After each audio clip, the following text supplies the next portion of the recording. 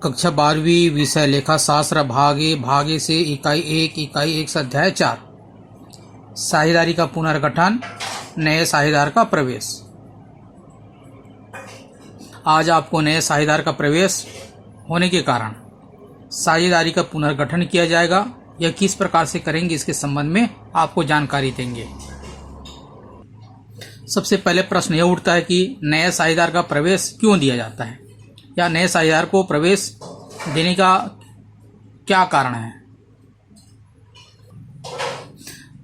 नए साझेदार के प्रवेश की विभिन्न दशाएं हो सकता है, कई कंडीशन हो सकते हैं। जैसे हो सकता है पुराने साझेदारों को और पूंजी की आवश्यकता हो गई तो किसी साझेदार को प्रवेश दे देते हैं, या जिस व्यक्ति को प्रवेश दिया जा रहा है वह व्यक्ति विशिष्ट योग्यता वाले व्यक्ति है, कार्यकुशल व्यक्ति है, निपुण व्यक्ति है, तो ऐसे व्यक्ति को प्रवेश दे दिया जाता है। या फिर प्रतिस्पर्धा समाप्त करना है, या व्यापार की उचित देखभाल करना है तो किसी कर्मचारी के स्थान पर किसी व्यक्ति को साझेदारी में प्रवेश दे दिया जाता है। या फिर अपने कारोबार को आगे बढ़ाना है, विदेश में व्यापार करना है, या कोई व्यक्ति रिटायरमेंट हो जाता है, या किसी व्यक्ति की मृत्यु हो जाती है। इस प्रकार से किसी नए साझेदार को प्रवेश देने के विभिन्न कंडीशन हो सकते हैं, विभिन्न कारण हो सकते हैं, विभिन्न दशाएं हो सकते हैं।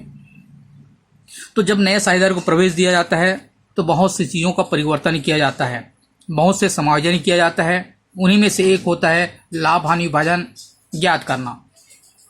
अर्थात जब नया साझेदार प्रवेश करता है तो एक समस्या होती है कि लाभ हानि का विभाजन किस प्रकार से किया जाए। तो जब नया साझेदार प्रवेश करता है तो पुनः लाभ हानि का नया अनुपात ज्ञात किया जाता है, और इसी के संबंध में आज आपको जानकारी देंगे। नया लाभ हानि विभाजन अनुपात ज्ञात करने की 4 कंडीशन है।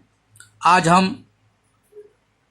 कंडीशन नंबर 1 अर्थात स्थिति क्रमांक 1 इसके संबंध में आपको जानकारी दे रहे हैं। जब पुराने साझेदार अपना पुराना अनुपात यथावत रखना चाहे, अर्थात पुराने साझेदार अपने पुराने अनुपात को ज्यों का त्यों रखते हैं, पूर्ववत रखते हैं, तो यदि ऐसी कंडीशन है तब नया अनुपात क्या होगा, इसकी गणना हम किस प्रकार से करेंगे। इसके लिए यहाँ पर एक क्रियात्मक प्रश्न दिया गया है। ए और बी एक फर्म में 3:2 के अनुपात के साझेदार हैं।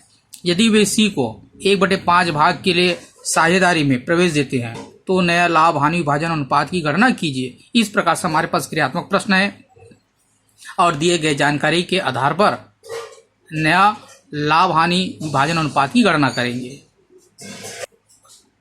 जब प्रश्न में पुराने साझेदार का अनुपात दिया गया हो और नए साझेदार का हिस्सा दिया गया हो, तब आपको समझ जाना है कि पुराने साझेदार अपने पुराने अनुपात को यथावत रखना चाह रहे हैं।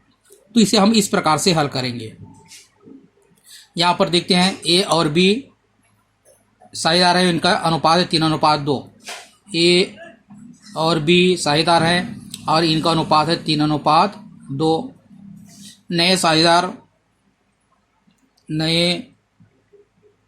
साझेदार सी का भाग, इनको 1/5 भाग दिया गया है।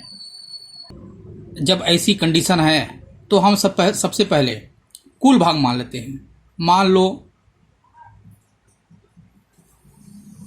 कुल भाग बराबर 1।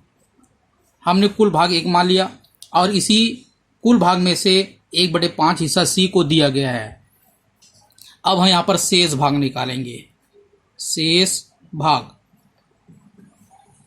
कुल भाग है 1 और 1 में से 1/5 भाग सी को दिया गया है, तो हम शेष भाग निकालेंगे। तो 1 में 1/5 भाग घटाएंगे। जब घटाते हैं तो 5 एकम 5, 5 में 1 घटाएंगे, अर्थात यहाँ पर बचेगा 4/5। यह शेष भाग बचा। अब इस शेष भाग को पुराने साझेदार, यहाँ पुराने साझेदार ए और बी 3:2 में विभाजित कर लेंगे। तो इसे हम इस प्रकार से विभाजित करेंगे। यहाँ पर लिखते हैं नया भाग। आपको बिल्कुल सरल तरीका बता रहे हैं। इस तरह के इस्तेमाल करते हैं तो आसानी से आप नया अनुपात ज्ञात कर सकते हैं। यहाँ पर आप ए, बी और सी इस प्रकार से लिख दीजिए, तीनों में बराबर डाल दिए। यहाँ पर शेष भाग निकला है 4/5, 4/5 लिख दीजिए, 4/5 लिख दीजिए। लेकिन ध्यान रखना है सी का भाग है 1/5, इसे यहाँ पर 1/5 लिख देंगे। इस प्रकार से अब हम यहाँ पर गुणा करेंगे। ध्यान रखना है ए का भाग है 3 हिस्सा, अर्थात इसे हम 3/5 इस प्रकार से लिख सकते हैं, और बी का हिस्सा है 2/5।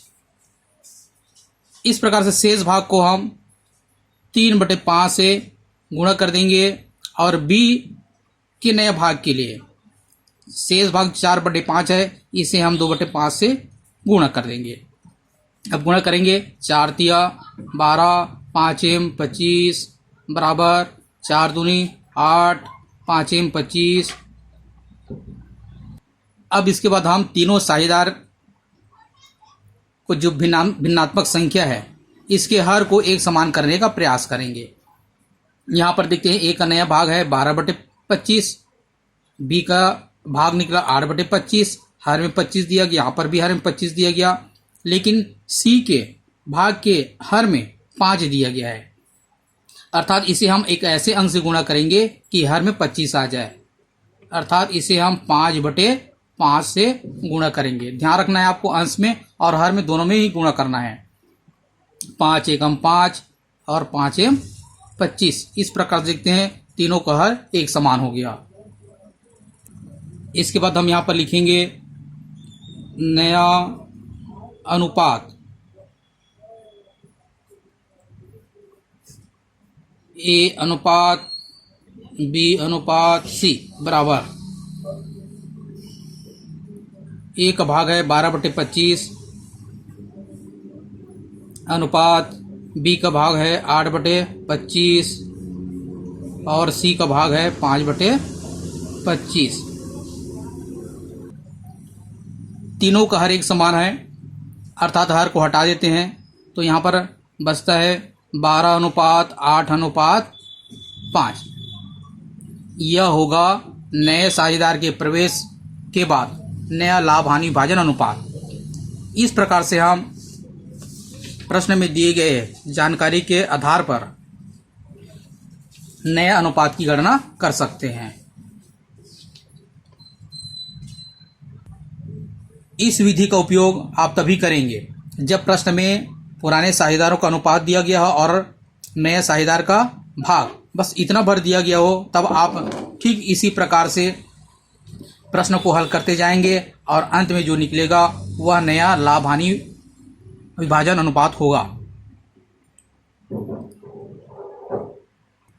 इस प्रकार से आप इस प्रश्न को 2-4 बार अभ्यास करेंगे और जैसे ही 2-4 बार अभ्यास कर लेंगे आपके लिए सरल हो जाएगा। आसानी से आप नए लाभ हानि विभाजन अनुपात की गणना कर सकते हैं।